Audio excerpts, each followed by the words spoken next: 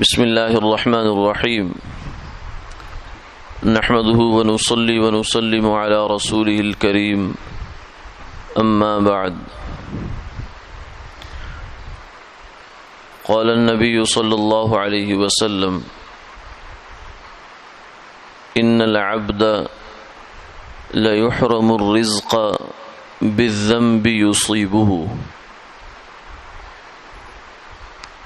او كما قال علیہ الصلاة والسلام۔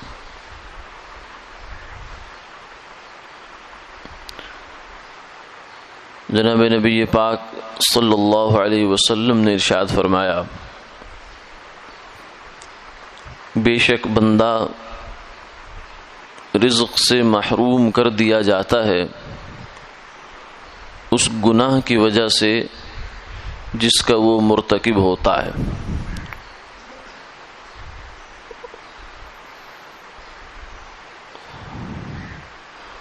اس دنیا میں رہتے ہوئے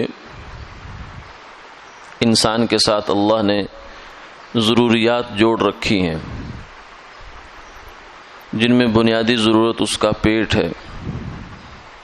پھر اسی کے ساتھ جڑتی ہوئی ضرورتیں کچھ اور بھی ہیں، مکان ہے، کپڑا ہے، کھانا ہے، پینا ہے، سواری ہے، سردی گرمی کا مناسب انتظام ہے۔ یہ کچھ بنیادی ضرورتیں ہیں انسان کی جو اللہ نے اس کے ساتھ جوڑ رکھی ہیں۔ ان ضرورتوں کو پورا کرنے کے لیے اسے معاش کا مکلف بنایا ہے، اس لیے اپنے ہاتھ سے کمانے والا اسے شریعت نے پسندیدہ انسان شمار کیا،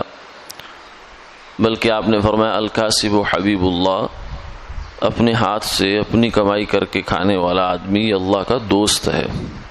اللہ کا محبوب ہے، جبکہ مانگ کر کھانے والا اسے فرمایا کہ جو آدمی دوسروں سے مانگ کر کھاتا ہے جبکہ وہ محتاج نہیں ہے بلکہ اس لیے کھاتا ہے کہ اس کی عادت بن گئی ہے یا مال زیادہ سے زیادہ جمع کرنے کے لیے یہ کام کر رہا ہے، تو وہ قیامت والے دن اس حال میں آئے گا کہ اس کے چہرے پر گوشت نہیں ہوگا، ہڈی ہوگی۔ تو اس دنیا میں رہتے ہوئے انسان کے لیے کمانا یہ ناگزیر ہے، رزق کا کوئی نہ کوئی نظم کرنا، اگرچہ دینے والی ذات اللہ کی ہے مگر اسے کس طریقے سے انسان نے حاصل کرنا ہے یہ اللہ نے انسان کو اختیار دیا ہے۔ اب اس رزق کے اسباب میں بعض دفعہ رکاوٹ پیدا ہو جاتی ہے، انسان کے معاشی حالات کچھ دیگرگوں ہو جاتے ہیں، اوپر نیچے ہو جاتے ہیں، تو اس کی وجہ سے تو بہت سی وجوہات ہوتی ہیں، جن میں سے ایک وجہ آزمائش بھی ہے۔ وَلَنَبْلُوَنَّكُمْ بِشَيْءٍ مِّنَ الْخَوْفِ وَالْجُوعِ وَنَقْصٍ مِّنَ الْأَمْوَالِ وَالْأَنفُسِ وَالثَّمَرَاتِ وَبَشِّرِ الصَّابِرِينَ، فرمایا کہ ہم تمہیں آزمائیں گے، کس سے؟ بِشَيْءٍ مِّنَ الْخَوْفِ، کچھ خوف، کچھ بھوک، کچھ جانوں مالوں کی کمی، کچھ جانوں کی کمی، کچھ پھلوں کی اور ثمرات کی کمی، وبشر الصابرین، لیکن خوشخبری دے دیجئے صبر کرنے والوں کو۔ تو کبھی تو اللہ آزمائش کے لیے بھی حالات میں تنگی لاتے ہیں، معاشی حالات میں تنگی آ جاتی ہے، بندے کی آزمائش مقصود ہوتی ہے، رفع درجات، یعنی اللہ اپنے ہاں اس بندے کے درجات بلند کرتے ہیں۔ لیکن بہت دفعہ ایسا ہوتا ہے کہ آدمی کی یہ حالت اپنے ہاتھوں سے ہوتی ہے جس کو اسے اندازہ نہیں ہوتا، جس کی اس حدیث میں ارشاد فرمایا کہ بعض دفعہ آدمی گناہ کی وجہ سے رزق سے محروم ہو جاتا ہے، آنے والا رزق اس کے پاس آ رہا ہوتا ہے لیکن یہ اللہ کی کوئی نافرمانی کرتا ہے جس کی وجہ سے وہ آنے والا رزق اس سے روک دیا جاتا ہے۔ مثلا ایک نافرمانی ہے نماز نہ پڑھنا، جو آدمی نماز پڑھتا ہے اللہ اس کی روزی میں برکت دیتے ہیں، جو نہیں پڑھتا اس کی روزی تنگ کر دی جاتی ہے۔ اللہ کی یاد سے منہ موڑنا، ومن اعرض عن ذکری فإن له معیشۃ ضنقا، فرمایا جو ہماری یاد سے منہ موڑتا ہے اس کی ہم گزران تنگی کا کر دیتے ہیں، یعنی اس کی معیشت اور دنیا کی جو ہے رزق کے اسباب بھی اس پر تنگ کر دیے جاتے ہیں۔ اور ایک سبب جو ہے وہ اسراف بھی ہے کہ جو رزق اللہ نے دیا اس کی ناقدری کرتا ہے، اسے اللوں تللوں میں اڑا دیتا ہے، جہاں 5 خرچ سے کام چلتا ہے وہاں 50 لگاتا ہے، نام و نمود کے لیے، شہرت کے لیے، دکھاوے کے لیے۔ اس لیے فرمایا الاقتصاد فی النفقہ نصف المعیشہ، انسان اپنی ضروریات کے لیے جو اللہ کا دیا ہوا رزق ہے اس کی قدر کرے اور اسے اپنی ضروریات میں پھونک پھونک کر خرچ کرے تو آدھی معیشت تو یہ ہے، یعنی آدھے مسئلے معاشی انسان کے جو حل ہوتے ہیں وہ یہاں سے حل ہوتے ہیں کہ وہ خرچ کیسے کر رہا ہے، آئے ہوئے رزق کو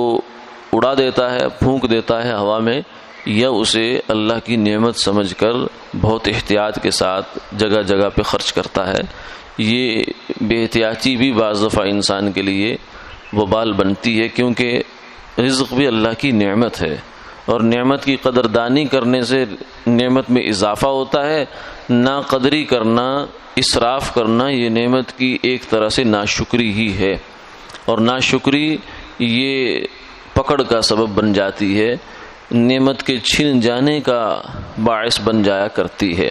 اس لیے جہاں کہیں ایسی صورتحال ہو کہ رزق کے اوپر ہمارے اگر کوئی تنگی رکاوٹ ہے تو اس میں ہمارا ذہن چلا جاتا ہے فوراً اس بات کی طرف کہ ہمارے اوپر کسی نے جادو ٹونا کر رکھا ہے۔ وہ بھی جادو بھی شریعت میں ثابت ہے، مگر ہر مرض کا علاج جو سبب ہے وہ یہ نہیں ہے، ہر کیفیت کی مرض یہ نہیں ہے، بلکہ ہمیں اپنے عمل میں بھی اس کا جائزہ لے لینا چاہیے کہ ہمارے گھر میں کتنے لوگ بے نمازی ہیں، اور پھر ہمارے جو معاملات ہیں وہ شریعت کے مطابق ہیں یا نہیں ہیں۔ پھر یہ ہے کہ ہماری زندگیوں میں، انفرادی زندگیوں میں، ہر شخص کی انفرادی زندگی میں کیا گناہوں سے حفاظت ہے یا نہیں ہے، اللہ کی یاد پوری ہے یا نہیں ہے، جس طرح ہمیں زندگی گزارنی چاہیے ویسے گزار رہے یا نہیں گزار رہے۔ تو یہ بعض دفعہ اللہ تعالیٰ اس راستے سے بھی تنگی کو، معیشت کی تنگی کو ہٹا دیتے ہیں، ختم فرما دیتے ہیں۔ اور کبھی کبھار یہ بھی ہوتا ہے کہ اللہ تعالیٰ گناہ گار آدمی کو بھی رزق بہت دیتے ہیں، یہ بھی اشکال بعض دفعہ ذہن میں آ جاتا ہے، تو وہ آزمائش ہوتی ہے، اس کے لیے ایک ڈھیل ہوتی ہے کہ اس کو جا کر پھر کہیں پکڑنا ہوتا ہے، لیکن کچھ عرصے کے لیے اس کو کھلی چھوٹ دی جاتی ہے۔ لیکن عمومی ضابطہ یہی ہے کہ جو آدمی اللہ کا فرما بردار ہے اللہ اسے دنیا میں تنگ نہیں فرماتے۔ ہاں آزمائش آ جائے تو ایک علیحدہ بات ہے، اور نافرمان کو ڈھیل دینے کے لیے اس پر دروازہ کھول دیتے ہیں۔ اس لیے ان چیزوں سے اصل نہیں ہے، اصل یہی ہے کہ انسان اللہ کی فرما برداری میں اپنی زندگی گزار رہا ہو۔ وآخر دعوانا الحمدللہ۔